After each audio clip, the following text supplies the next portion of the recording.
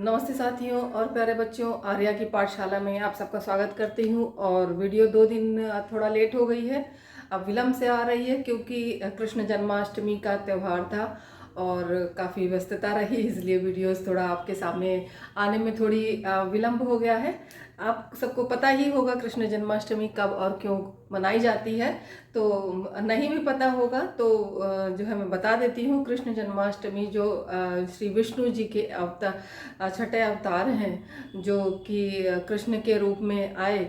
और जब वो वासुदेव जी के यहाँ, जो कि देवकी और वासुदेव के पुत्र थे, जबकि कृष्ण जो देवकी थी वो कंस की बहन थी, और जब वो उनका विवाह करने के बाद में उनको बड़े आराम से विदा करा करके उनको उनके ससुराल छोड़ने जा रहे होते हैं, तो आकाशवाणी होती है कि जिस बहन को इतने प्रेम से तू छोड़ने जा रहा है, इसी का 8वां पुत्र तेरी मृत्यु का कारक बनेगा। तो वो जो है सारा प्रेम उसका धरा रह जाता है और वो तुरंत अपने बहन और बहनोई को उठाकर कारागार में डाल देता है।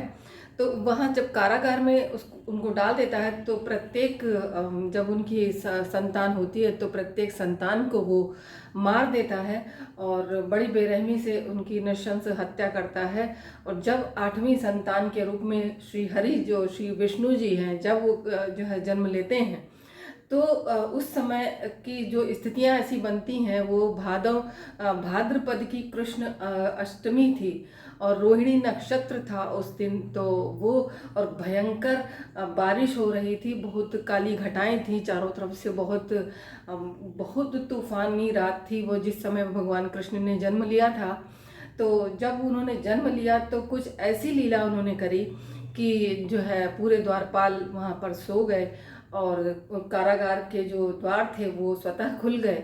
और जो नंद बाबा थे, क्योंकि जो वो परेशान हो रही थी देवकी माता की, अभी आएगा कंस और तुरंत हमारे इस बेटे को भी मार देगा। तो चूंकि 8वें अवतार को जो कंस का जो है उनको दंडित करना था, तो 8वें अवतार को तो किसी भी तरीके से बचना था। ये जब स्वयं प्रभु आए थे तो फिर वो अपना तो सारा कुछ वो अपना करके ही आए थे, इंतजाम करके ही आए थे, तो उसमें कोई दिक्कत नहीं थी। लेकिन मनुष्य जो होता है, वो मनुष्य मात्र जो अपनी मन की जो है डर होता है, उस डर से विचलित हो जाता है। तो उसी प्रकार से एक माँ जो थी, माँ ने जो तुरंत जिस बच्चे को जन्म दिया था और जिसने 7 बच्चों की हत्या देख ली हो, तो वो जो है उस बच्चे को लेकर के काफ़ी चिंतित और व्यथित थी कि कहीं ऐसा ना हो कि उनका भाई फिर से आए और उनके इस पुत्र को भी मार दे। तो वो उनकी जो व्यथा थी वो बहुत ही ज़्यादा विचलित हो गई। तो वासुदेव ने कहा कि नंदगांव में जाता हूँ और अपने इस पुत्र को उनको सौंप दूंगा और उनको उसकी देखभाल के लिए उनको बोल दूंगा। तो वो किसी प्रकार से उन्होंने कहा कैसे जाओगे, तब भगवान जी की लीला ऐसी हुई कि सब सो गए और द्वारपाल वगैरह सो गए और कारागार के द्वार खुल गए और वो लेकर के जब चल दिए तो यमुना जो थी वो बहुत बुरी तरह उफना रही थी और जो है जाने की रास्ता नहीं दे रही थी। तो उन्होंने यमुना से, वासुदेव जी ने यमुना से मार्ग मांगा कि माते मार्ग दीजिए मुझे, अपने इस पुत्र को सुरक्षित अपने मित्र के यहाँ नंदगांव पहुँचाना है, वरना कंस जो है इसको भी मार देगा। जिस प्रकार से हमारी 7 संतानों की उसने हत्या कर दी, तो इसके कारण यमुना जी ने थोड़ा सा उनको मार्ग दिया और वो चलते गए। लेकिन यमुना को ये पता था कि श्री हरि जो है इस सूप में श्री हरि जी हैं, तो उन्होंने इतनी ऊंची लहरें ली कि उनके चरण जो थे पखारना चाहती थी। तो भगवान जी ने अपने पाँव सूप से नीचे लटकाया, तो यमुना ने उनके चरण स्पर्श किए और वापस वो लौट गई और आगे फिर यमुना शांत भी हो गई और बारिश भी कम हो गई। और जब वो पहुँचे भीगते भागते वो नंद के गांव, तो जो नंद रानी थी, जो नंद की पत्नी यशोदा थी, उन्होंने भी एक शिशु को जन्म दिया था। वो कन्या शिशु थी जिसने जो तुरंत ही पैदा हुई थी उनके यहाँ भी। तो नंद जी को जब नंद का द्वार जब खटखटाया तो नंद ने बताया कि हाँ ठीक है, तुम्हारा पुत्र मैं रखता हूँ और तुम मेरी पुत्री ले जाओ। इतना बड़ा दिल उनका था, इतना बड़ा हृदय था, जो मित्र के लिए उन्होंने अपनी पुत्री दे दी। जब वो ले करके चल दिए वहाँ पर और जब यहाँ आए अपने कारागार में पहुँचे, तब सब यथावत हो गया। सारे द्वारपाल जो थे वो जाग गए और कारागार के द्वार सब बंद हो गए, सब कुछ यथावत हो गया। फिर कंस को जब उस बच्चे की रोने की आवाज़ सुनाई पड़ी तो दौड़ता हुआ आया कि चलो 8वीं संतान हो गई। तो जब वो आए और उनसे छीन करके माता ने देना नहीं चाहा कि उनके मन में ये था कि ये मेरी संतान नहीं है, पता नहीं ये दूसरे की संतान है और इसको भी मार देगा, तो वो देना नहीं चाह रही थी, उसको बचाना चाहती थी अपनी भी संतानों को। ऐसा नहीं कि वो बचाना नहीं चाहती थी, लेकिन फिर भी उन्होंने अपनी संतानें गंवाई। पर ये संतान जो थी इसको भी वो बचाने की कोशिश में थी, लेकिन नहीं बचा पाई। लेकिन वो साक्षात शक्ति का रूप थी, तो वो अपने लिए उन्होंने अपनी रास्ता खुद बनाई। कंस ने उनके हाथ से छीना और छीन करके जो ही दीवार पर पटका, वो जो कन्या थी वो ऊपर उड़ के आसमान में ऊपर की तरफ चली गई और उसने जो है शक्ति का रूप रख लिया और वहाँ से जाकर बोला कि अरे दुष्ट, तू जो पापी, जिसको तूने मारना चाहा, जिसको मार करके तू चाहता था कि तू अमर हो जाएगा, वो तो जन्म ले चुका है, मुझे मारकर तुझे क्या मिलेगा। और इस तरीके से वो कन्या आसमान में चली गई। और तब से कंस उतावला रहने लगा कि किस प्रकार से हम उस बच्चे को खोजें, और बड़ी ही उपक्रम किए। उस तरह तरह के जो राक्षस असुर, वक्रासुर और जितनी पूतना थी, ये सारे जितने भी राक्षस थे, वो सारे राक्षस उन्होंने जो है भेजे नंदगांव में, वहाँ पर कि गोकुल में सब जगह उन्होंने ढूंढवाया कि कहाँ पर वो जो है शिशु नया पैदा हुआ है, जो कृष्ण पक्ष की जो है अष्टमी को पैदा हुआ हो, वो शिशु जो है उठा करके मार दो। लेकिन चूंकि श्री हरि स्वयं थे तो उनके साथ ऐसा कुछ नहीं हुआ, और बल्कि उन सारे असुरों का भी उद्धार उन्होंने कर दिया।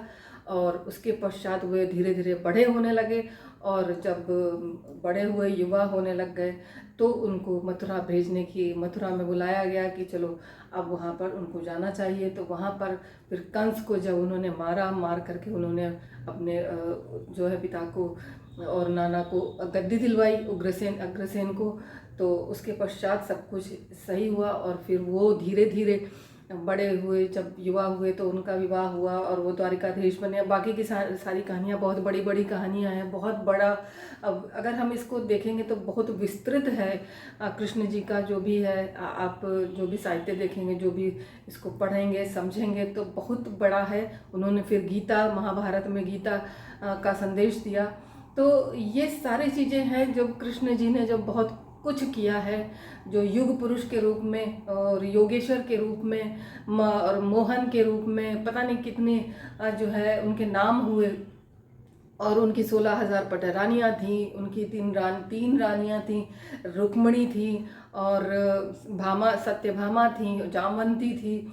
तो इतनी जो है 3 पटरानियाँ थीं और ये सारे थे। तो ये इस तरीके से जो भी उनके साथ कृष्ण जी का जो भी जीवन परिचय था, ये संक्षेप में मैंने आपको दिया है। और आशा करते हैं कि आपको इस छोटी सी जानकारी से आपको तुरंत की तुरंत अचानक से कभी कहानी लिखनी पड़ जाए तो आप ये सुन करके लिख सकते हैं और तुरंत बता सकते हैं। तो ये जो कृष्ण जन्माष्टमी का त्यौहार हम मनाते हैं, वो उन कृष्ण जी के जन्म के अवतरण दिवस पर हम ये बहुत विधि विधान से हम ये त्यौहार मनाते हैं। तो ये जो दिन था हम उसको बहुत अच्छी तरीके से मनाते हुए हमने 2 दिन, इसलिए आप सबको आपकी शिक्षा के लिए वीडियोस नहीं दिए। तो आज हम चलते हैं, पिछले वीडियोस में मैंने संज्ञा और सर्वनाम वगैरह शब्द भेद पढ़ाए थे। तो आज हम थोड़ा सा केवल ज़्यादा वीडियो बड़ा ना हो, इसलिए केवल हम संज्ञा का एक भेद बता देते हैं, क्योंकि संज्ञा के भेद मैंने आपको पिछली बार बता दिया था।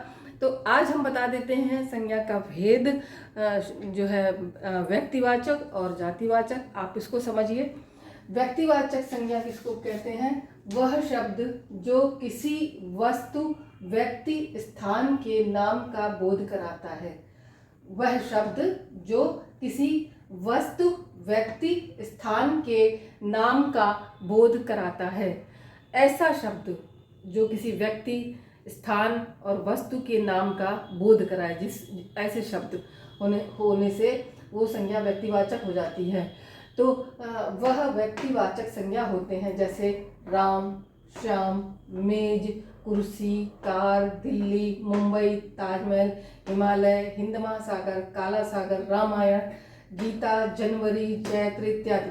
तो ये केवल इतने भर नाम नहीं है, आप जितने भी संसार में जितने भी नाम सुनते हैं, नाम है जो अंग्रेजी में उनको प्रॉपर नाउन कहते हैं। प्रॉपर मतलब जिसका कि एक खास नाम है, उसको नाम दे दिया गया है, वो प्रॉपर नाउन होते हैं, वो व्यक्तिवाचक संज्ञा होते हैं।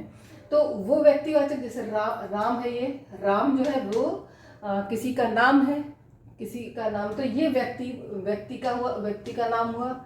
ये श्याम है, ये भी व्यक्ति का नाम हुआ। ये मेज है, ये वस्तु हो गई। कुर्सी वस्तु हो गई, कार वस्तु हो गई। दिल्ली स्थान का नाम हो गया, मुंबई स्थान का नाम हो गया, ताजमहल वस्तु का नाम हो गया, इमारत हो गई ये। और हिमालय पर्वत का नाम हो गया, हिंद महासागर सागर का नाम हो गया, काला सागर सागर। तो ये सारी चीजें स्थान के नाम में आ जाएंगी। रामायण धार्मिक पुस्तक हो गई, गीता धार्मिक पुस्तक, जनवरी फरवरी से लेकर के सारे दिसंबर 12 मास हमारे ये महीनों के नाम हो गए। हिंदी में चैत्र आ जाते हैं, चैत्र वैशाख, और जो है चैत्र वैशाख ज्येष्ठ आषाढ़ वगैरह, तो वो भी 12 मास, इसमें भी 12 मास होते हैं। तो ये 12 मास, ये चैत्र इत्यादि और जनवरी इत्यादि, जनवरी से लेकर दिसंबर तक और चैत्र से लेकर फाल्गुन तक जो है, ये सारे के सारे महीनों के नाम हो जाते हैं। ये व्यक्तिवाचक संज्ञा में मतलब प्रॉपर नाउन में आ जाते हैं, जिनका कि नाम है। कुछ बिना नाम के भी होते हैं, जैसे बिल्ली, उसका कोई नाम नहीं है, वो जब आप पाल लेते हैं तो उसका नाम रख देते हैं पूसी, लूसी, आप जो भी नाम रखना चाहें उसका नाम रख देते हैं। तो कुत्ते को भी जब पाल लिया जाता है तब उसका कोई नाम होता है, वरना वो जातिवाचक में चला जाता है, जो उसका कोई नाम नहीं है। तो ये आ जाते हैं। अब दूसरा देख लेते हैं, जातिवाचक संज्ञा। वह शब्द जो संज्ञा के किसी जाति का बोध करवाता है, जैसे लड़का, लड़की, नदी, पर्वत, सागर, इमारत इत्यादि। तो जातिवाचक, जैसे मैंने अभी आपको बताया, बिल्ली, कुत्ता, गाय, आप इन सब चीज़ों का जब कोई नाम रख देते हैं, ये है, इसको अंग्रेजी में जातिवाचक संज्ञा को कॉमन नाउन भी कहते हैं। कॉमन मतलब जो सब चीज़ें कॉमन है। बोर्ड कॉमन है। अब ये व्हाइट बोर्ड है, बगल में रखा ब्लैक बोर्ड हो सकता है, रेड बोर्ड होगा, ग्रीन बोर्ड होगा। बोर्ड किस कलर का है वो जो है पर्टिकुलर नाम हो जाएगा, तो वो प्रॉपर हो जाएगी, वो ग्रीन बोर्ड। ये व्हाइट बोर्ड, तो ये पर्टिकुलर नाम हो गया, ये प्रॉपर नाउन में आ जाएगा, व्यक्तिवाचक संज्ञा में आ जाएगा, जो कि वस्तु का बोध करा रहा है। जातिवाचक संज्ञा में बोर्ड केवल बोर्ड या पट्ट, शिलापट्ट, जो भी हम इसका नाम रखेंगे वो जातिवाचक संज्ञा में आ जाएगा। लड़का, लड़की, बूढ़ा आदमी, या ये आप समझ लीजिए जानवर, नदी, पर्वत। नदी में तमाम सारे नाम होते हैं, गंगा, यमुना, सरस्वती, घाघरा, झेलम, चिनाब, रावी, सतलज, इतने सारे बहुत सारे नाम है। हर राज्य में अलग अलग नदियाँ बहती हैं, इनके विषय में आप लोगों को भूगोल में पढ़ते होंगे। पर्वत हैं, तमाम सारे पर्वत हैं, हिमालय पर्वत सबसे ज़्यादा मशहूर है। उसके बाद सागर आ जाते हैं, इमारतें आ जाती हैं, जैसे आपका ताजमहल हो गई, लाल किला हो गया, और जो किले हो जाते हैं, जो मेहरानगढ़ हो गया, नाहर का किला हो गया, आमेर का किला हो गया। तो इस तरीके से तमाम सारे जो धार्मिक स्थान है, जैसे उज्जैन का महाकालेश्वर मंदिर हो गया, ये जो है महाकालेश्वर अगर हम नाम देते हैं तो वो व्यक्तिवाचक में चला जाएगा। मंदिर ले लेते हैं, केवल की मंदिर है तो मंदिर जातिवाचक में आ जाएगा। इमारत ये हो गया। तो जानवरों का नाम, जब तक आप किसी को जानवर को पाल करके कुछ नाम रख देते हैं, तो जब नाम रख देंगे तो वो व्यक्तिवाचक में चला जाएगा, प्रॉपर नाउन में चला जाएगा। और जब उसका नाम नहीं रखते हैं तो वो कॉमन नाउन में रहेगा। तो वो क्या हुआ, गाय, सिंपल, उसको साधारण ये समझ लीजिए कि वो गाय है। अब जैसे कोई लड़का है, जा रहा है, आपने बोला, उस लड़के का नाम अगर आपको नहीं पता है तो आप यही कहोगे फला लड़का जा रहा है, वो लड़की थी, वो लड़का था। अगर मान लीजिए उसका नाम है, मान लीजिए उमेश था, वो राधा थी, वो गीता थी, तो राधा, उमेश, गीता, ये सारे के सारे आपके व्यक्तिवाचक हो गए। और जो वो लड़का, वो स्त्री, वो पुरुष, इस तरीके से जो भी आप बोलेंगे वो कॉमन नाउन में आ जाएगा, मतलब कि जातिवाचक संज्ञा में आ जाएगा, जो किसी जाति का बोध कराते हैं। मतलब अगर वो आप स्त्री, सीता, गीता ले लेते तो स्त्री जाति हो गई, राम, श्याम हो गए तो वो पुरुष जाति हो गए, इमारत हो गई तो वो वस्तु की हो गई, और सागर हो गया तो वो भी जो है आपका सागर स्थान का नाम हो गया, स्थान हो गया। हिमालय पर्वत का नाम हो गया। तो इस तरीके से जो जातिवाचक और व्यक्तिवाचक दो चीज़ें एक दूसरे को पूरित करती हैं, और इनमें से अलग अलग, जब तक नाम है तो व्यक्तिवाचक, नाम नहीं है तो जातिवाचक। तो आज आशा करती हूँ कि आपको ये दो संज्ञा के भेद भी अच्छी तरीके से समझ में आ गए होंगे। कोई प्रश्न होता है तो आप नीचे क्वेश्चन कमेंट बॉक्स में पुटअप करिएगा। और जो लोग हमारा वीडियोस देखते हैं उनका बहुत बहुत धन्यवाद, और जो नहीं देखते हैं उन्हें आमंत्रण देती हूँ कि ज़रूर से देखिए और जो है वीडियो को देखिए और चैनल को सब्सक्राइब करिए, लोगों के साथ शेयर करिए। अवश्य जानकारी आपको इससे मिलेगी और आशा है कि आप लोग इससे लाभान्वित होंगे। तो चैनल को सब्सक्राइब जरूर से करते चलिएगा, लोगों के साथ शेयर करते चलिएगा। इसी के साथ जय हिंद और जय हिंदी।